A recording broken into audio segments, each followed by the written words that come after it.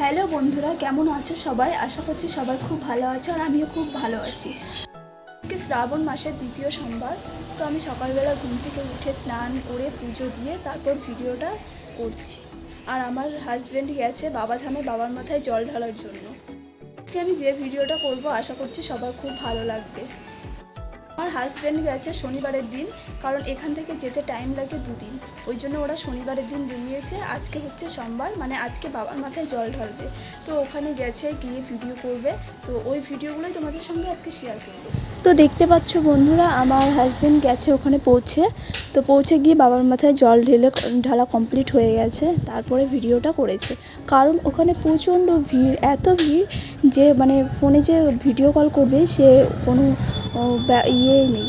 কারণ হচ্ছে ওখানে নেটওয়ার্কেরও খুব প্রবলেম হয় ওই জন্য। আর ওখানে তো গেছে, আমার হাজব্যান্ড গেছিলো শনিবারের দিন এখান থেকে বেরিয়েছিল। যেতে টাইম লাগে 2 দিন। তো শনিবারে গেছে, শনিবার রবিবার তারপরে সোমবারে ওখানে পৌঁছে বাবার মাথায় জল ঢেলেছে। তো দেখতেই পাচ্ছ প্রচুর ভিড়। আর যারা যাওনি তারা এখনই দর্শন করে নাও, কারণ এই জায়গাটায় যাওয়ার জন্য অনেকে দীর্ঘদিন ধরে অপেক্ষা করে থাকে যে শ্রাবণ মাস আসবে, শ্রাবণ মাসে যাব। তো শ্রাবণ মাসে এসে আজকের দিনটি খুব শুভ, কারণ এটা হচ্ছে শ্রাবণ মাসের দ্বিতীয় সোমবার। তো এই সোমবারে কারা কারা পুজো করেছো অবশ্যই কমেন্ট করবে। আর হ্যাঁ, আমিও পুজো করেছি। আমাদের বাড়িতে একটা শিবলিঙ্গ আছে, ওটাতে পুজো করেছি।